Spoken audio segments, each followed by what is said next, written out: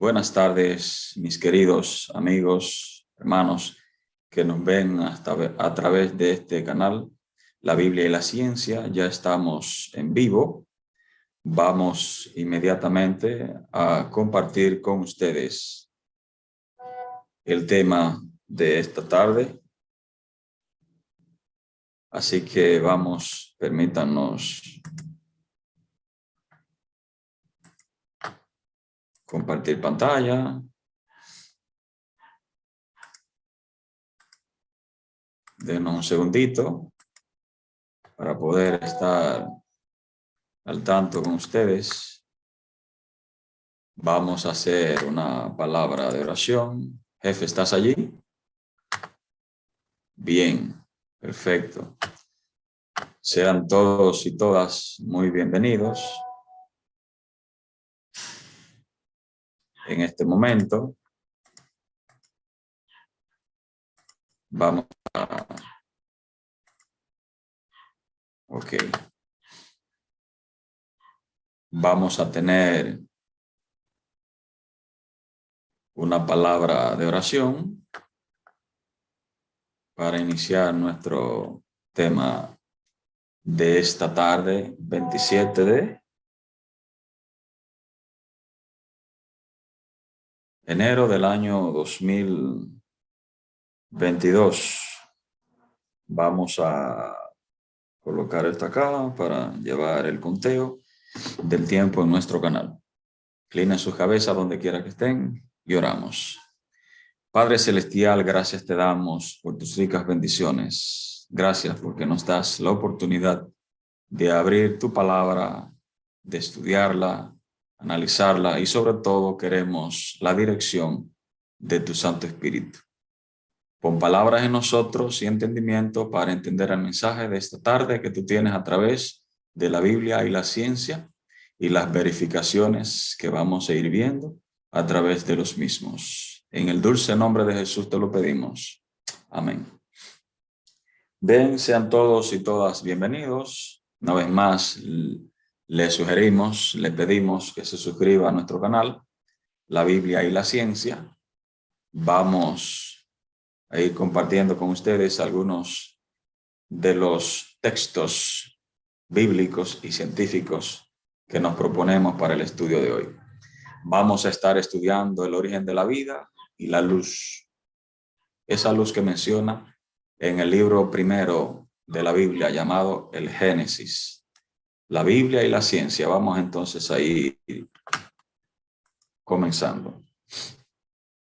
Recordemos que estuvimos hablando la semana anterior que todo lo que nosotros estudiemos y aceptemos en la Biblia debe tener una convergencia, debe coincidir, todo debe ser estudiado a la luz de la Biblia, independientemente de lo que estudiemos, especialmente lo que tiene que ver con la forma propia de nosotros existir, de nosotros vivir, de nosotros convivir con los demás seres humanos, con los demás seres de este planeta.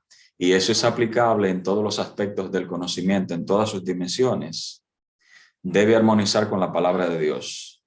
Y esto se debe, ya habíamos dicho, a que en la palabra de Dios están el Creador, encontramos a través del estudio de la Santa Palabra de Dios, encontramos a ese Dios creador, a ese Dios redentor, a ese Dios restaurador y a ese Dios salvador. Además de que la Biblia, este libro que yo tengo en mis manos y que usted puede tener o tiene un ejemplar en sus casas, es la fuente inagotable del amor y la sabiduría.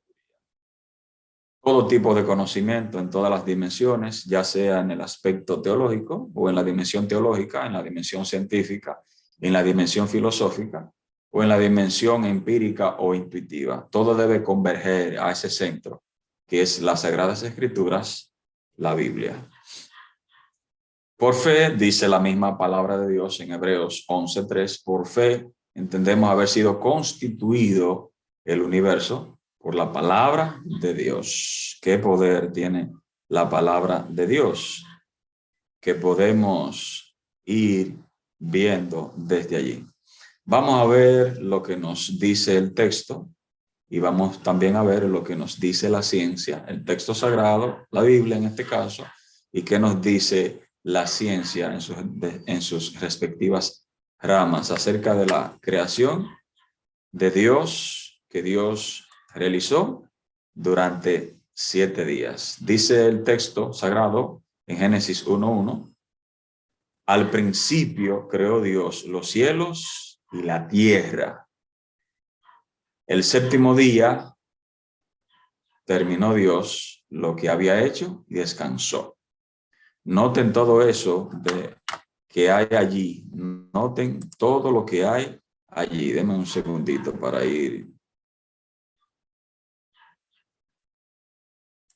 que no se vean tantas cosas allí abiertas. Ok. Entonces, al principio creó Dios los cielos y la tierra. ¿Y qué pasó? ¿Cuánto tardó? Ya sabemos quién lo hizo. ¿Cuánto tiempo se tardó? Ahora vamos a estudiar qué hizo durante cada día. El séptimo día dice que Dios, después de haber terminado, lo descansó. Y hay otra temática dentro de este capítulo que más adelante vamos a profundizar. ¿Qué tipo de descanso es que se refiere la Biblia? ¿Se cansa Dios? ¿Por qué descansó? ¿Por qué entonces solo ese día hizo para descanso? Esto más adelante. El texto vuelve a decirnos una vez más que en el principio Dios creó los cielos y la tierra. Días de la creación desde el 1 hasta el 6. ¿Qué Dios hizo durante esos 6 días? Para que entendamos lo que hizo luego el día 7 o el séptimo día. El primer día allí está. Hizo 4 elementos básicos que conocemos los físicos. Hizo la tierra, hizo el espacio, hizo el tiempo y la luz. Todo eso hizo el primer día. El segundo día hizo lo que hoy conocemos como la atmósfera. El tercer día hizo la tierra firme, dígase, que separó las aguas de las aguas y las aguas de las aguas, y entonces trajo el suelo firme. Hizo la tierra firme. El cuarto día hizo Dios las grandes lumbreras, conocidas como el sol, la luna y las estrellas. El quinto día Dios hizo las criaturas del mar y los pájaros, es decir, los peces y todo lo que hay en los océanos y en los lagos y ríos, y además hizo las aves de los cielos. El sexto día entonces creó a los animales terrestres, todos los cuadrúpedos y reptiles y demás, y al final de ese día hizo al hombre y a la mujer, los animales terrestres y al hombre. Vamos a ver otra vez ese proceso un poquito más científico. Ya vemos a partir del texto, vamos a ir profundizando un poco en el ámbito científico. El primer día, dice la Biblia, en el principio creó Dios los cielos y la tierra. Y la tierra estaba desordenada, vacía. Esa oscuridad, entonces, es lo que la Biblia llama noche, porque el primer día Dios hizo esos elementos. Luz, y entonces ya existía la tierra. En el principio creó Dios los cielos y la tierra. Todo estaba en caos, todo estaba a oscuras. Entonces dijo Dios, sea la luz. Eso hizo Dios el primer día. Y ahí están los versículos de Génesis 1, 3 hasta el 5. El día 2, o el segundo día, Dios hizo las aguas y el cielo. Las aguas y el cielo. Y cuando hablamos de agua, también estamos hablando de en la forma líquida y en la forma gaseosa. El tercer día, Dios hizo los mares y la tierra, los océanos y la tierra firme. El cuarto día, Dios hizo, como ya habíamos dicho, y dice el texto, sol, luna y estrella, las grandes lumbreras, los cuerpos masivos, como le llamamos los físicos. El día 5, Dios hace las aves y los peces, y allí están los textos. El día 6, Dios hace los animales terrestres y los humanos, y ahí están los textos. El día 7, lo que la Biblia llama el Shabbat, término hebreo que aparece en Génesis 2 y 3, ese término castellano o español, descansó, es Shabbat, el término hebreo. Eso hizo Dios el día 7. Del primer día hasta el séptimo día, Dios tardó en hacer los cielos y la tierra, todo lo hizo en 6 días, y el séptimo él descansó.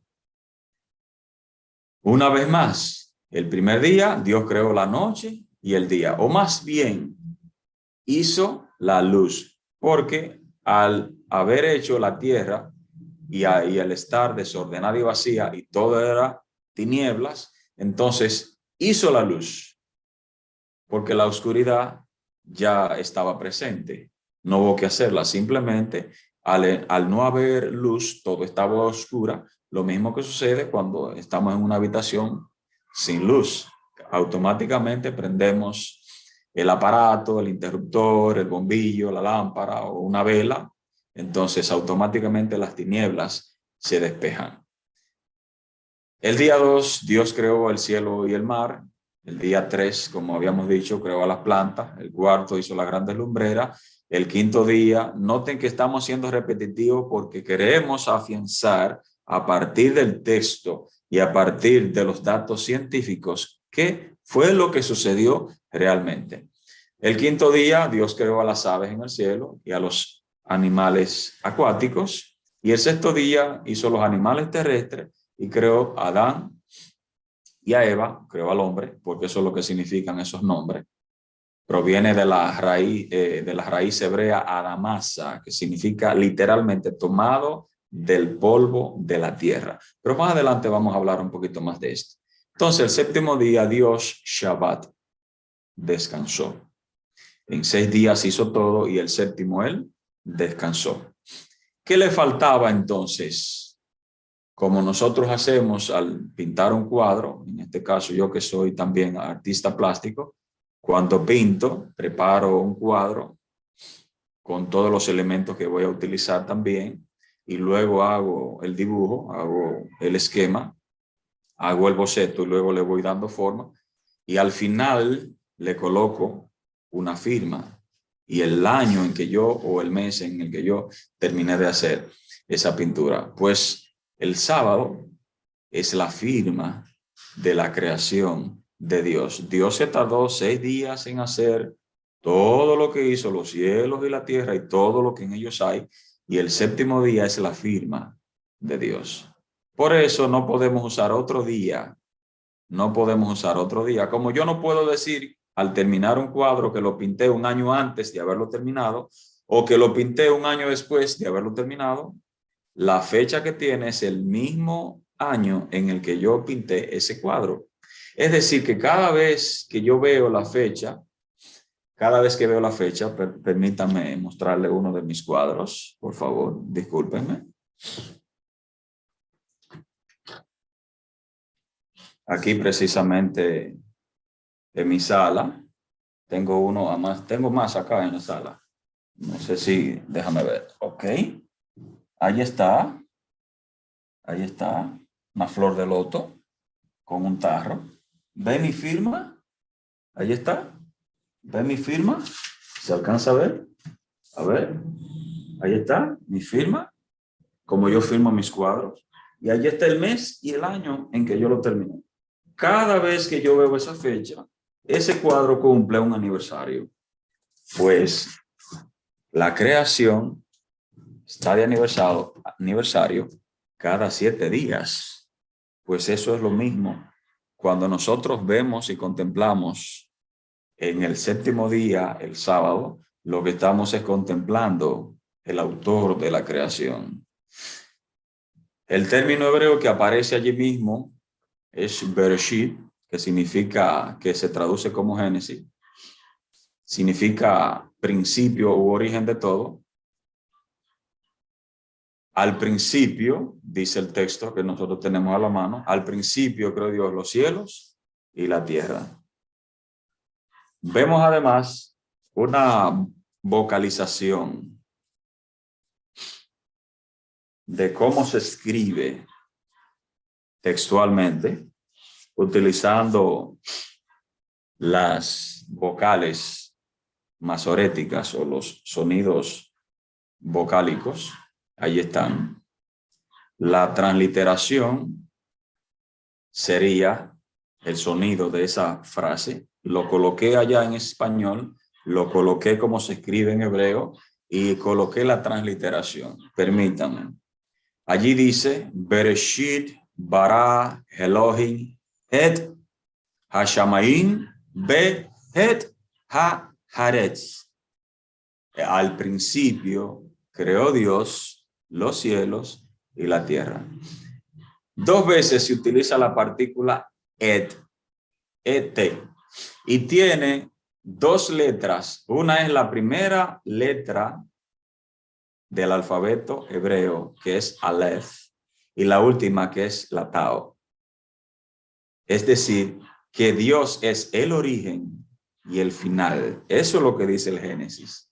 Esa es la interpretación más atinada del texto.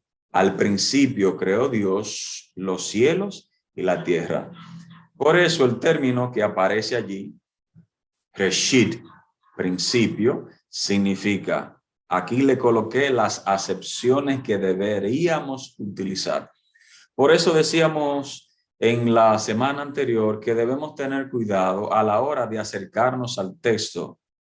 Cuidadito con las traducciones literales. Lo que hay que buscar es en el idioma original todas las acepciones y buscar la que más atinada sea dentro del contexto, dentro del texto mismo, para ver cuál sería la acepción, dígase todas las modificaciones o varianzas o variantes de esa palabra en las respectivas raíces, en este caso hebreo. La palabra reshit que aparece allí, principio, en el principio, la palabra reshit significa las acepciones primero, tiempo, orden o rango, comienzo, nuevo, principal. De acuerdo al contexto, ¿cuál sería de las acepciones la acepción más adecuada? De acuerdo al contexto. En el tiempo creó Dios los cielos y la tierra. No coincide, ¿verdad que no? En el orden o rango creó Dios los cielos y la tierra. ¿Me van siguiendo la temática? En el principio creó Dios, podría también usar, y en el comienzo creó Dios los cielos y la tierra. Hay otra palabra que aparece en el mismo texto de Génesis 1:1 y es la palabra bara. Las acepciones serían crear, creación, creador, producir. Curiosamente, una peculiaridad que tiene el verbo bara, que es crear en castellano, es que siempre se usa exclusivamente con el sujeto divino. Es decir, es exclusiva cuando se habla de crear, cuando habla de la persona de Dios. Es decir, que el único que es bara, que es creador, que crea de la nada, sin usar elementos ni materia preexistente, el único que puede hacer bara es Dios. La idea de que Dios creó el universo de la nada. Eso es lo que significa bara cuando habla en Génesis 1. Bara también es utilizado en el capítulo 2, versos 3 y 4, cuando dice que Dios descansó, reposó de toda la obra que había bara en la creación, o sea, había hecho en la creación. Dijo Dios el primer día, ¿verdad? La luz. Puse alguna cinta porque voy a usar el texto y voy a utilizar las palabras hebreas que hay en el texto mismo. Dijo Dios, sea la luz. Y pregunto, ¿qué tipo de luz es que Dios creó el primer día? Pues dijo Dios, haya luz, y lo puse allí con amarillo, y hubo luz. Para entender qué tipo de luz era, debemos ir a ver el texto anterior al versículo 3. y es el versículo 2 de Génesis 1. La tierra era caos y confusión y oscuridad por encima del abismo. Lo puse en amarillo también. Abismo. Vamos a ver si esa palabra está bien traducida para ver las acepciones del idioma original y ver cuál sería la palabra más atinada que deberíamos usar en ese respectivo texto para que podamos verlo en su contexto inmediato. Y un viento de Dios aleteaba por encima de las aguas. Dos terminologías o una raíz más bien y un adjetivo que se utilizan allí desde el hebreo. La palabra hebrea abir y la palabra hebrea or. El or está de la raíz abir. Abir significa abismo, espacio, aire. Mírenlo acá. Se puede traducir en ese contexto como espacio. Sería la más atinada. La tierra era caos y confusión y oscuridad por encima del espacio y un viento de Dios aleteaba por encima de las aguas. Espacio, no el espacio exterior, sino el espacio atmosférico. Abismo, ese espacio. También puede decirse abismo, las profundidades de las aguas, pero en este caso el abismo por encima de las aguas. Y la palabra or, que significa luz. Y dijo Dios, sea la luz. La palabra or aparece allí en Génesis 1:3. ¿Por qué utilizamos estas palabras desde el original? Como ya habíamos dicho la semana anterior, la manera más efectiva de ver la traducción es irnos al texto en su idioma original para ver cuáles eran las acepciones que quería utilizar, cuál era el sentido que le quería dar el escritor, en este caso el que escribió el libro de Génesis. Hay muchas cosas que se arrojan de que el libro de Génesis tuvo varios autores, que nada más no fue Moisés, que fue escrito en una época un poco prolongada, de cientos de años. Vamos a estudiar eso también más adelante. Porque en este canal todo lo que decimos queremos mostrárselo para que usted pueda ir verificando, viéndolo con los ojos de la cara, como dice un amigo mío. ¿Qué es la luz? Ya que vimos la luz que Dios creó el primer día, y fue la luz, y dice la Biblia, y fue la tarde, la noche y la mañana, dígase la parte diurna, la mañana, el primer día, o día 1, o día primero, sería una de las traducciones más correctas. Día primero. Día primero. Y entonces los demás días, segundo, tercero, cuarto, etcétera. ¿Qué es la luz visible? Del latín luxis o lux. Es una onda electromagnética. Eso sabemos los físicos. Que la luz es una onda electromagnética capaz de ser percibida por el ojo humano y cuya frecuencia determina su color. Eso de frecuencia tiene que ver con la velocidad de propagación de esa onda electromagnética, que no necesita de un medio material como son las ondas sonoras, que sí necesitan de un medio material para propagarse. Las ondas electromagnéticas pueden viajar en el vacío, en el espacio exterior, en el vacío. En cambio, el sonido necesita de un medio material, o sea, necesita de aire. Las partículas que contiene el aire para ser estimuladas o para ser motivadas o impresionadas o pulsadas para entonces llegar hasta nuestro tímpano y percibir el cerebro lo que llamamos sonido o una onda sonora. Pero estamos estudiando el espectro electromagnético, que es una onda que se transporta en el espacio-tiempo y no necesita de un medio material. Viaja en el vacío. Y cerca de unos 300.000, no es esa la velocidad, eso es un redondeo, pero unos 300.000 kilómetros por segundo.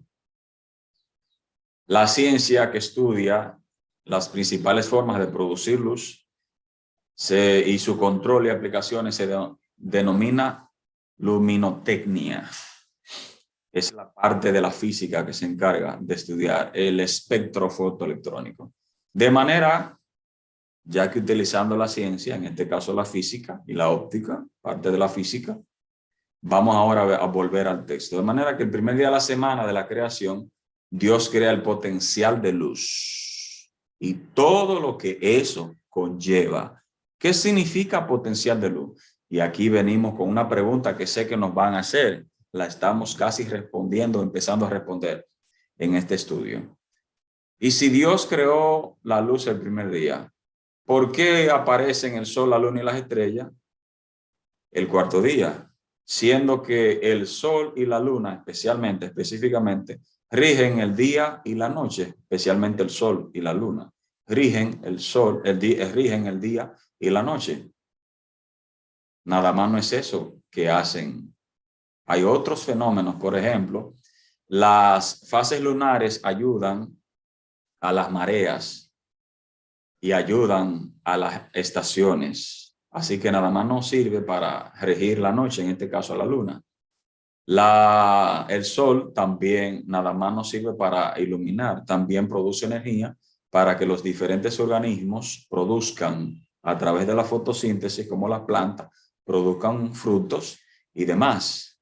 Aparte de que nosotros, los seres humanos, necesitamos esos rayos luminiscentes o luminosos. Vamos a ver entonces qué tipo de potenciales que nos estamos refiriendo. Potencial, la energía potencial.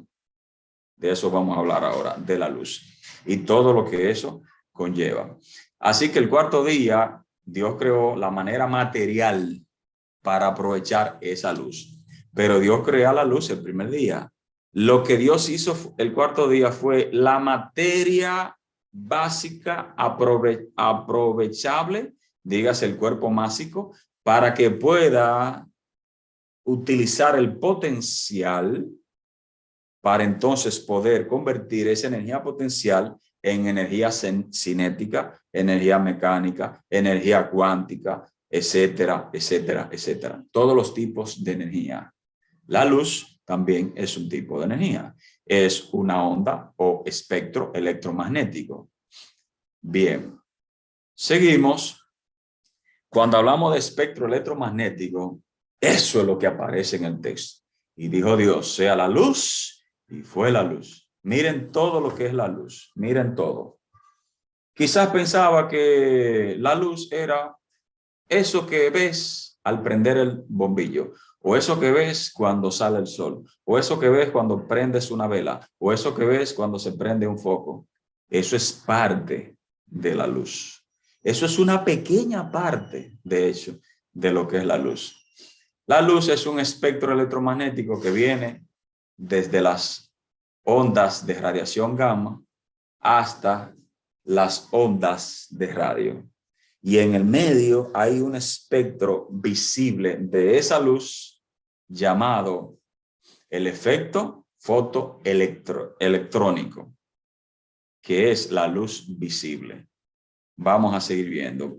A eso es que nos referimos de este espectro electromagnético. Los rayos gamma, las estrellas producen esa radiación, las placas que nos tomamos para bombardear a través de partículas atómicas los huesos para que retraten entonces y poderse ver en esas placas, puedan ver esas imágenes llamadas rayos X. Está la ultravioleta, que por debajo del azul, y está el infrarrojo, que es por encima del rojo. En ese medio está el espectro luminoso, que es lo que podemos percibir. Todos esos colores lo tiene la luz visible. Solo podemos ver la parte blanca porque la velocidad a la frecuencia a la que nosotros la recibimos en nuestros ojos es tan rápida que no podemos percibir las diferentes ondas, no podemos percibir todas las velocidades de las frecuencias o las ondas distintas de esa parte llamada el espectro luminoso o luz visible. Cuando vemos un arco iris, podemos apreciar la luz en sus respectivos colores. ¿Cómo podemos verlo? Lo primero que ocurre es una refracción. Una gota de agua es traspasada por un ¿cuánto? Por un haz de luz. Entonces, en el respaldo de la gota, de esa gota de agua, del rocío del agua, entonces ocurre otro fenómeno fotoeléctrico, que es el reflejo. Se refracta cuando pasa de un medio menos denso a uno más denso. Por ejemplo, del aire adentro del agua. Pasa de un medio menos denso a uno más denso. Del aire al agua. Eso es la refracción. Cambia de dirección y ese cambio de dirección en la espalda o en el respaldo de la gota de agua, entonces en la otra gota de agua hay un reflejo y ese reflejo, como ha ocurrido una disminución de la onda del espectro fotoeléctrico de la luz visible, podemos apreciar los colores. Eso es básicamente a manera sencilla de lo que podemos explicar para que entiendan los que no estudiaron física ni son físicos, para que podamos apreciar en una gota de agua el efecto fotoeléctrico. Eso es una parte apenas de lo que es la luz, de lo que Dios creó ese primer día de la semana. Ese potencial de luz, ese efecto fotoeléctrico, Dios lo crea el primer día de la semana. Por eso el cuarto día Dios lo que hace es crea un cuerpo que puede emitir una de las ondas o varias de las ondas, no todas, varias de las ondas, especialmente la radiación gamma, los rayos ultravioleta y las microondas. Esas son radiaciones del efecto fotoeléctrico de las estrellas, de lo cual nuestra enana amarilla, que es el Sol, que está a unos 150 millones de kilómetros, aproximadamente a unos 8 minutos luz de distancia radial de aquí al Sol, de aquí a la Tierra estoy hablando, ¿verdad? De cualquier punto del planeta. Entonces vemos qué fue lo que Dios hizo. El potencial de luz Dios lo crea el primer día de la semana, esto que ustedes tienen frente a sus pantallas, y el cuarto día Dios hizo las grandes lumbreras, el sol, la luna y las estrellas, para que esa energía potencial la conviertan en energía química, en energía nuclear, como la fisión nuclear y la fusión nuclear que ocurre en la superficie del Sol. Ocurre la fisión nuclear. Entonces, los átomos de hidrógeno son sometidos a altas temperaturas, a más de 6.000 grados, casi 6.000 grados centígrados en la superficie, la corona solar, y entonces ocurre una fusión. Y esos átomos de hidrógeno se desmembran, sueltan los electrones y entonces forman con otros núcleos el helio. ¿Ven? Y entonces a partir de allí hay también la fisión y la fusión nuclear. La fusión es la mezcla y la fisión es la separación. Esas dos cosas ocurren en la energía termonuclear en la superficie de las estrellas, no solo la de nuestro Sol, sino en todas. Eso fue lo que Dios creó el cuarto día. Por eso, como ya existía el potencial, el efecto fotoelectrónico que Dios hizo el primer día, entonces el cuarto día Dios utiliza los cuerpos materiales, en este caso el Sol, la Luna y las estrellas, para que podamos apreciar los otros elementos de esa energía potencial de luz que Dios creó el primer día de la semana de la creación. Por eso dijo Dios, y fue la luz, y fue la luz. Sea la luz, y fue la luz. Y vio Dios que la luz era buena. Explicando esto, vamos entonces. De hecho, hay un texto que se los voy a dejar de tarea. Quería colocárselo allí, pero permítame leerlo directamente de mi Biblia, de una de las versiones que tengo en español. Apocalipsis 10:1. Apúntelo para que luego lo estudie. Apocalipsis 10:1. Vi a otro ángel poderoso que descendía del cielo, envuelto en una nube, y el arco iris estaba sobre su cabeza. Su rostro era como el sol y sus piernas como columnas de fuego. Apocalipsis 10:1. Curiosamente, la misma luz que estaba en el Génesis, cuando dijo Dios, sea la luz, era el mismo. La misma luz que emana del trono de Dios, mírenlo aquí en Apocalipsis, El Génesis se encuentra con el Apocalipsis. La luz que había, que Dios creó allá para regir el potencial de luz de este planeta, esa luz que Dios colocó allí, que emana desde el trono de Dios, esa luz ha estado presente con él desde siempre. Pero la luz que él crea a partir del primer día es una de las representaciones de esa luz. O sea, Dios nos está prestando parte de la misma luz que emana de su trono. Todo proviene de las manos de Dios. Hay una parte física o material y hay una parte religiosa, moral, espiritual dentro del texto. Y una cosa lleva a la otra. Si usted no acepta la parte espiritual y moral, pues permítanos, como ya lo hicimos, la parte material y física. El efecto fotoelectrónico que Dios utiliza en el Génesis capítulo 1 es la misma que rodea el trono de Dios. Por eso dice el escritor de Apocalipsis, el arco iris. O sea, eso es lo que él vio. Ese potencial de luz que está en la inmediata presencia de Dios, porque él mismo irradia esa luz, es la misma que estaba allá en el Génesis. Esa luz, por eso dice Dios, y dijo Dios sea la luz, y fue la luz. Y la luz era buena, porque todo lo que Dios hace es bueno, en gran manera. Ahora vamos a ver que desde antaño algunos pseudocientíficos han intentado probar como errónea esta cita de Génesis 2:7. Entonces Yahvé, a algunos no les gusta el nombre de Dios como Jehová.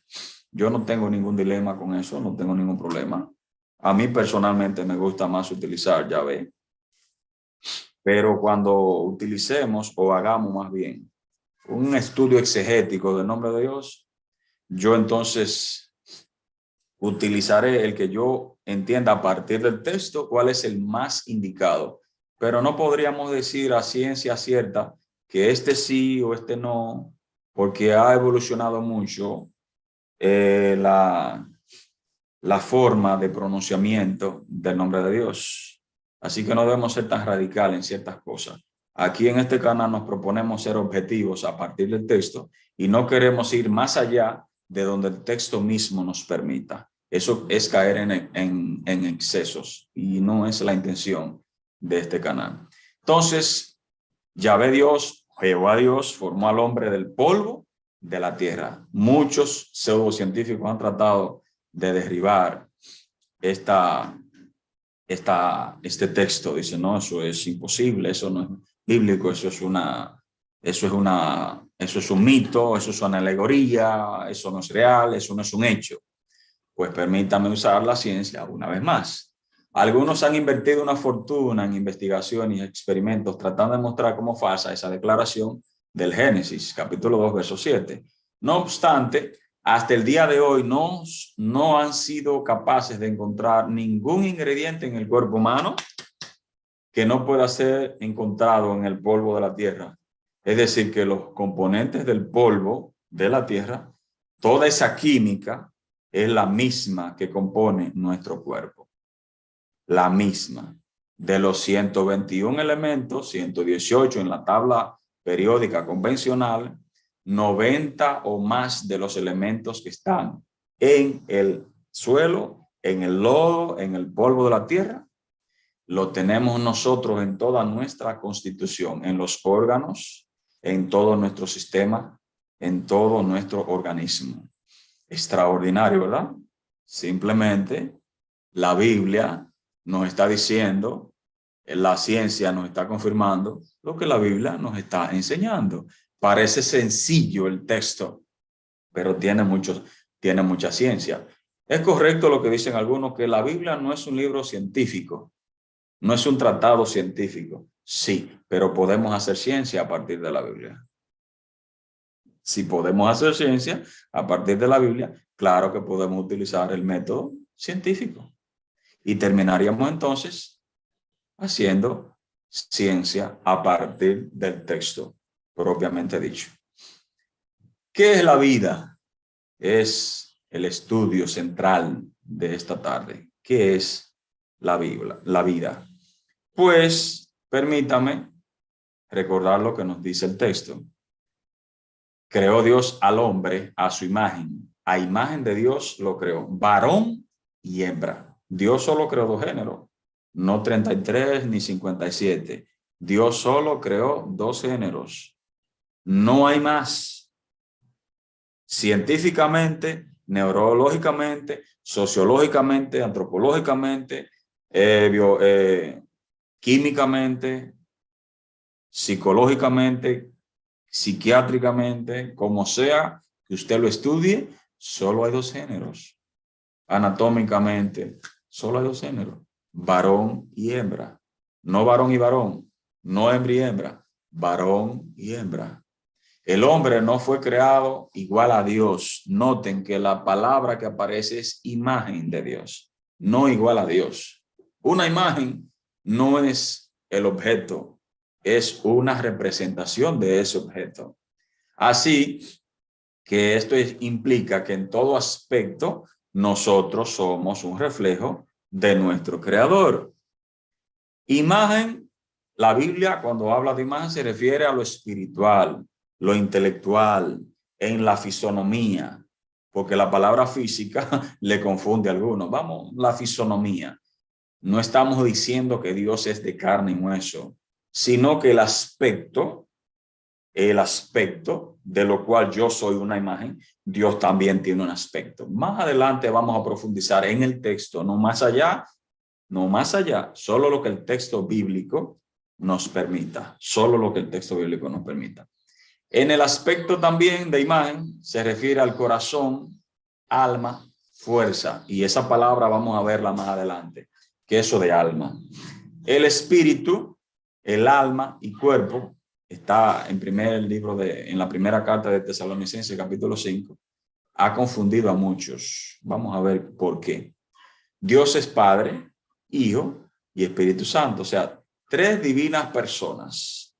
El hombre fue creado ish, varón, y la palabra varona es ishah, pero fueron uno solo, Adán. Algunos dicen, no, es que Adán no es su nombre. Están totalmente en lo correcto. Adán no es su nombre, pero puede ser también un nombre propio. ¿Por qué? Porque Dios hizo de la tierra a un hombre y de la costilla sacó a una mujer de la misma sustancia. Por eso Ish, varón, y del varón fue tomada Isha, varona. Fueron uno solo, pero son dos personas distintas. Pero en el matrimonio, lo que el diablo ha tratado de destruir desde hace mucho tiempo, al decir que el relato del Génesis es un mito, habría que definirle a algunos. Deberían un poquito estudiar a qué es lo que el mundo le llama mito. Porque hay una escuela de pensamiento filosófica que le ha dicho, no, porque el mito es una acepción para demostrar el origen de algo, para demostrar cómo llega a la existencia algo o alguien. Y entonces no necesariamente es algo ilusorio o es algo falso. Eso suena bonito, pero el punto es que todo el mundo sabe, o la mayoría sabemos, que generalmente cuando se usa la palabra mito es para hablar de algo fabuloso o para hablar de algo que no es un hecho, sino algo alegórico. Y Adán y Eva no son alegorías, son seres humanos, los primeros seres humanos que Dios creó. Así que mucho cuidadito como utilizamos muchas veces algunas filosofías, algunas corrientes filosóficas para aplicarlas, para interpretar el texto. No funciona así. Ya lo vimos la semana pasada. Por eso, y voy a profundizar más adelante de eso, porque eso es lo que hacemos en este canal. Tomamos las temáticas, vamos dando pinceladas para entonces luego retomar y retomar, pero siguiendo una secuencia, claro está, porque no vamos a ponernos ni lo vamos a poner a ustedes. Loco, tenemos que tener un orden. Todo está preparado, pero debemos ir respondiendo las preguntas que ustedes mismos nos están haciendo allí o nos hacen en los diferentes grupos que tenemos también de WhatsApp. Por allí, nuestros amigos de aquí de República Dominicana y de otros lugares. Y entonces agradecemos esas preguntas y las colocamos dentro del estudio, pero el estudio tiene una secuencia de principio hasta el fin. Lo que introducimos es en el estudio las preguntas que se nos hacen, entonces profundizamos dentro del estudio que ya tenemos preparado de antemano. Claro está que hay que introducir ciertos elementos, pero a partir del estudio propiamente dicho. Así que el ser humano, según el concepto bíblico, se compone de dos partes. Es lo que en el idioma griego se conoce como dicotomía. Constituido o formado de dos elementos. Eso es lo que es dicotomía. No vayan a pensar que es otra cosa. Así que en el primer elemento es un aspecto material y el otro también es un aspecto material. El cuerpo, polvo eres, y el otro aspecto material es el aliento. Y ahorita vamos a utilizar las palabras que aparecen en el idioma originalmente, el hebreo. Así que esa combinación, por eso le coloqué ese signo de más, cuerpo más aliento, igual a ser viviente. Ese es el concepto bíblico en el cual yo creo, porque es la palabra de Dios. Ahora vamos a ver el concepto de los antiguos griegos, la tricotomía, o sea, algo que se compone de tres elementos. Está el aspecto físico, está el aspecto religioso y está el aspecto psicológico. Eso es el concepto griego de lo que es el ser humano, el cuerpo, el espíritu y el alma. Y aquí vienen las problemáticas, el por qué algunos no entienden, porque están tratando de ver la filosofía e interpretar el texto a través de la filosofía. Le dije la semana pasada y le demostré que no funciona así. Es como usar una lupa para leer un periódico bajo un microscopio. No me funciona. Para yo leer lo que hay debajo del microscopio, debo utilizar lo que hay en ese objetivo, que así se llama, ese cristal que se coloca debajo del espejo para cada una de las lentes de un microscopio se llama objetivo. Entonces, lo que se coloca en el cristal o en el espejo, en el cristal, en el vidrio, quería decir. Entonces, el espécimen o cuerpo de estudio, que puede ser una célula, un tejido, una parte de un tejido, un poco de un cristal, un poco de agua, una gota de agua, lo que sea. Bien. El concepto que tenían y que todavía tienen muchos es como esa especie de muñecas rusas. La palabra de origen ruso es matrioshka, pero haberlo dicho bien. Son estas muñequitas que vienen una dentro de la otra. Ese es el concepto griego de lo que era el ser humano. ¿Quién le enseñó eso? A los cristianos de hoy en día, que lo aprendieron de los cristianos de la antigüedad. La culpa no está en el texto. Dios es bien claro, desde el Génesis hasta el Apocalipsis. El problema ha estado en nosotros, en cómo interpretamos la Biblia a través de los procesos filosóficos. Ese es el concepto que tiene mucho de lo que es el alma o de lo que es el ser humano. Una cosa dentro de la otra, o sea, un ser dentro del otro, como en la especie de la matrioshka o muñecas rusas.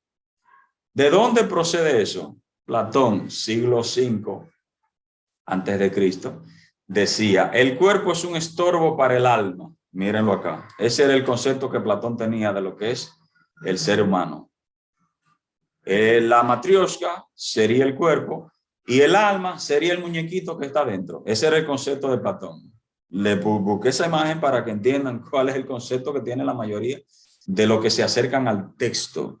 El error no está en el texto, el error está en cómo yo me acerco al texto. Porque si tengo una idea prefijada, pues no voy a ver lo que el texto me enseña y es bien claro.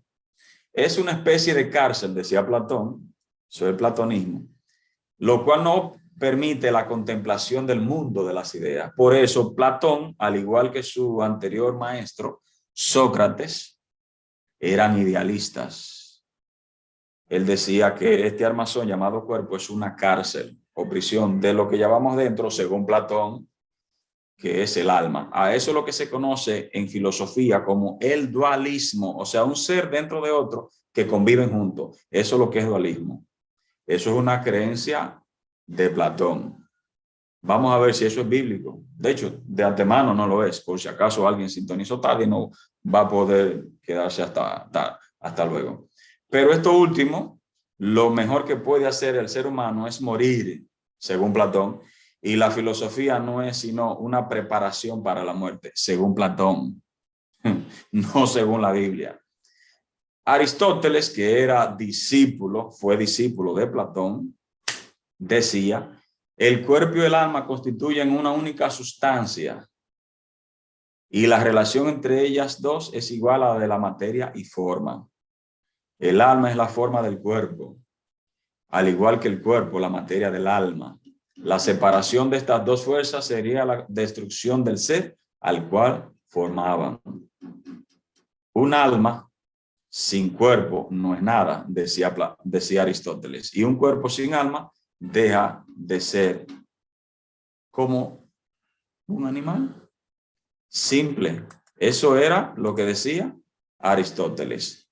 A diferencia de su maestro, o sea, de Platón, le da suma importancia al cuerpo sin disminuir los atributos dados por Platón al alma.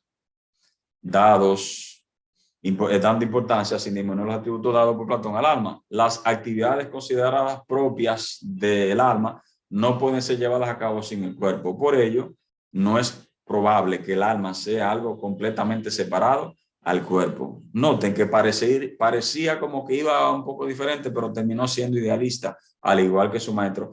Aristóteles es de los tres, Sócrates, Platón y Aristóteles, maestro de Platón, maestro de Aristóteles, Sócrates, Platón y Aristóteles, en ese mismo orden. Al principio, Aristóteles parece en todo su tratado como un materialista, pero termina siendo idealista, al igual que su antiguo maestro, es decir, Platón. Esas corrientes del dualismo y del idealismo filosófico del siglo V, IV y III antes de Cristo pasa luego a las denominaciones cristianas. Y el mundo occidental, nada más, no el cristianismo, no es exclusivo del cristianismo. Hay otros dogmas. De los 5, hay varias corrientes dogmáticas de los diferentes dogmas que aceptan esta creencia. Nada más no fueron los cristianos de la Edad Media. También fueron los hindú, también los árabes, sí, así mismo, los musulmanes.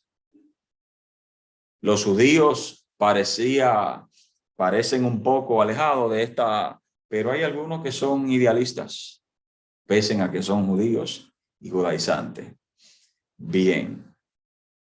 La Biblia provee una respuesta clara. ¿Cuál es la respuesta que nos da la Biblia? Dice el texto. Entonces Dios el Señor formó al hombre de la tierra misma y sopló en su nariz y le dio vida. Miren qué fue. Mírenlo ahí. Formó al hombre del polvo de la tierra. No hay más elementos. Y el otro elemento, y sopló en su nariz y le dio vida. 2 elementos, no hay más. No fue algo que él colocó dentro. Soplo, un elemento material del polvo, más otro elemento material del entorno, aire. Esas 2 cosas son el ser humano.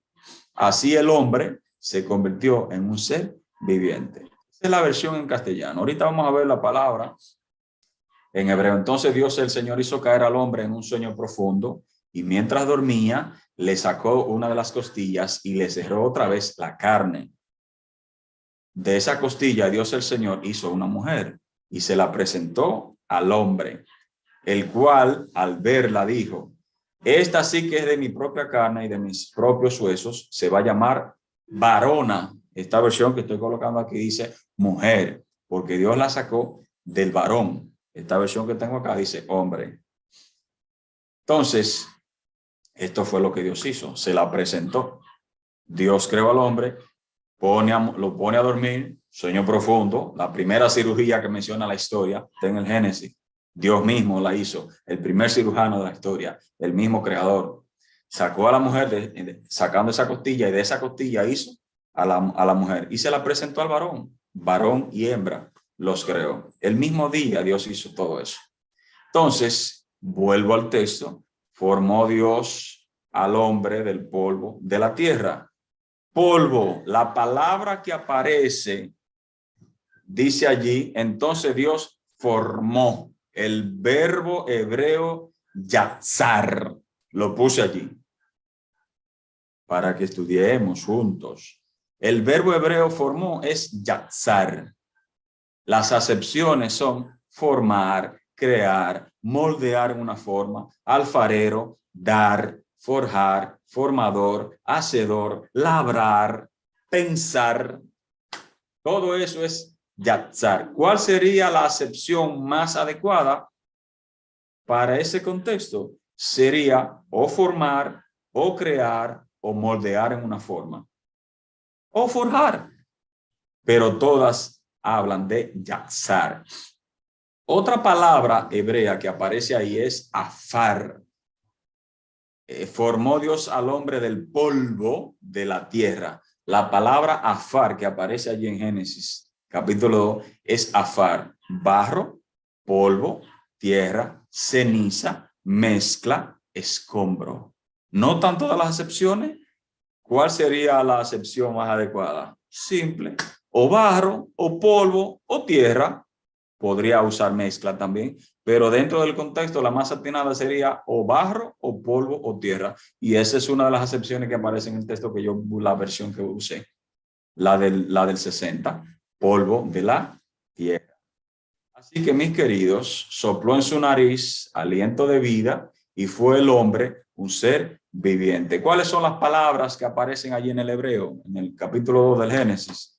Nafak, soplar, inflar, expirar, atizar, encender, soplo. ¿Cuál sería la acepción más adecuada? Obvio, soplar. Nafak es inflar o soplar. Pues eso es lo que dice el texto. Sopló en su nariz aliento de vida. Ahora la palabra aliento de vida es la palabra neshama.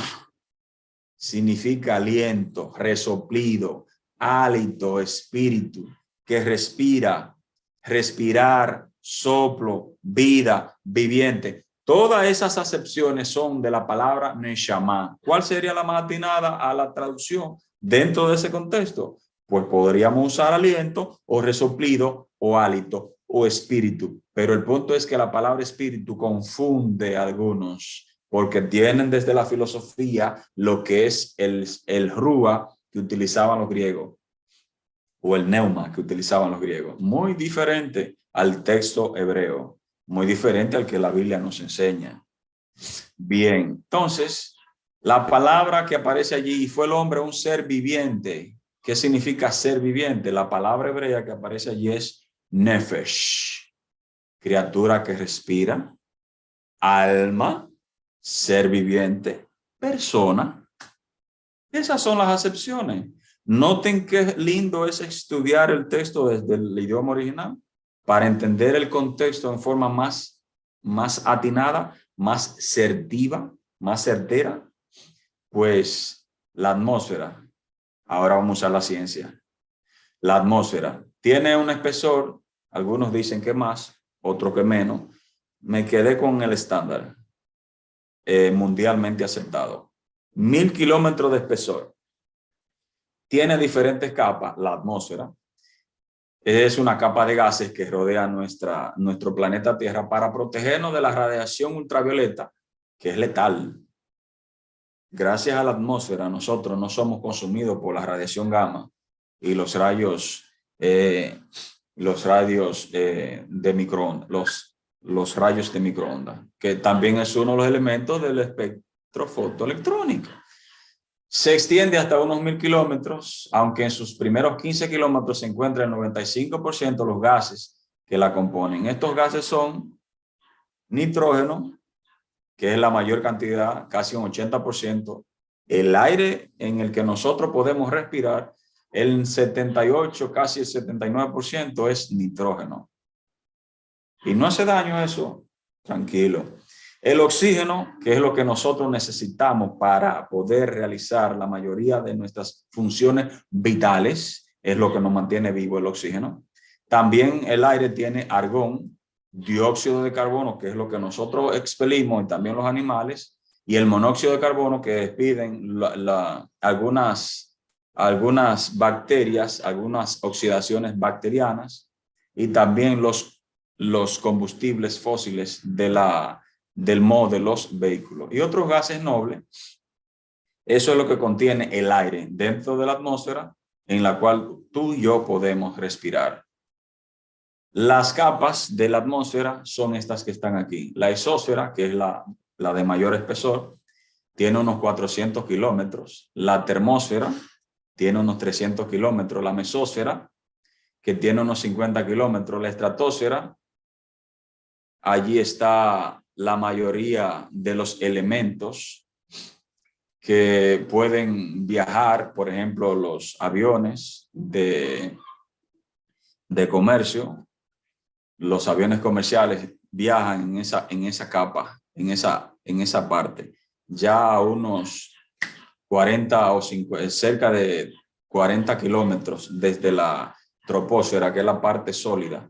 De allí para arriba, entonces, comienza la parte ya de la atmósfera, al nivel del suelo. Eso es la importancia de los principales gases del aire. Está el oxígeno, que es lo que nos ayuda a respirar. Ese rúa, ese aliento de vida, es el aire, y dentro del aire está el oxígeno, que es lo que nosotros necesitamos, los seres vivos, para la combustión y para la respiración. La utilizamos nosotros, los seres vivos, y cuando nosotros despedimos el dióxido de carbono, las plantas toman el CO2 y entonces toman el carbono para volverlo energía junto con la fotosíntesis, la luz solar, y entonces a través del xilema y el floema, que son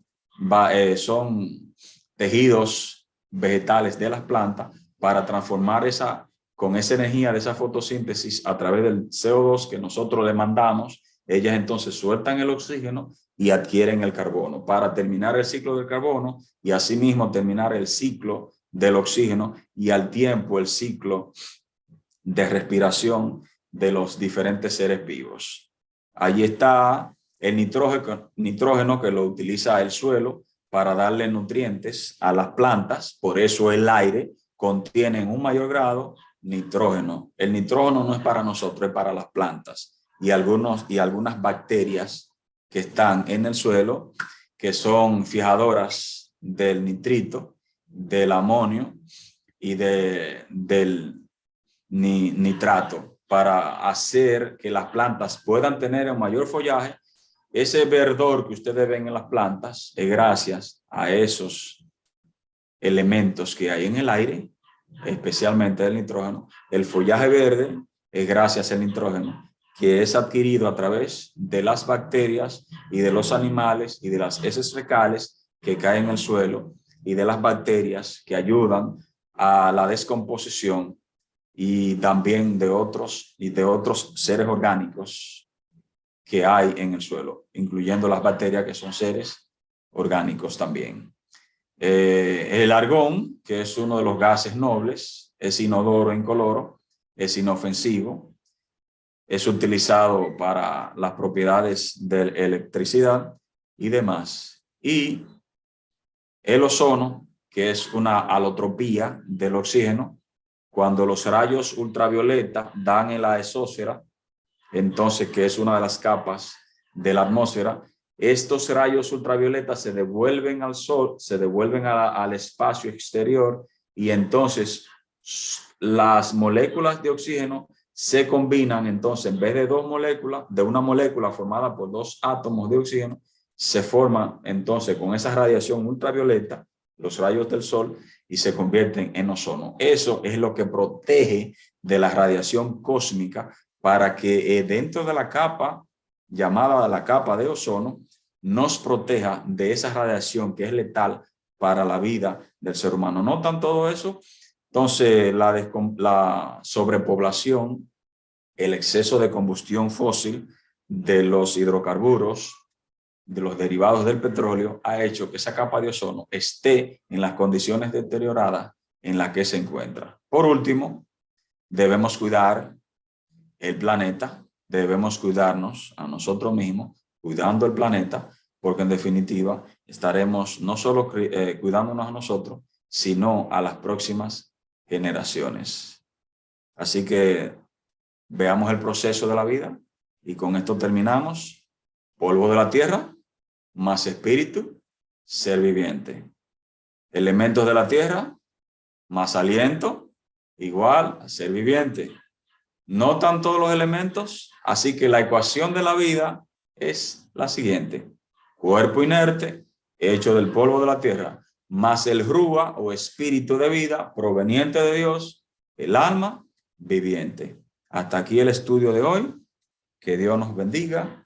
Entonces, gracias por suscribirse a nuestro canal.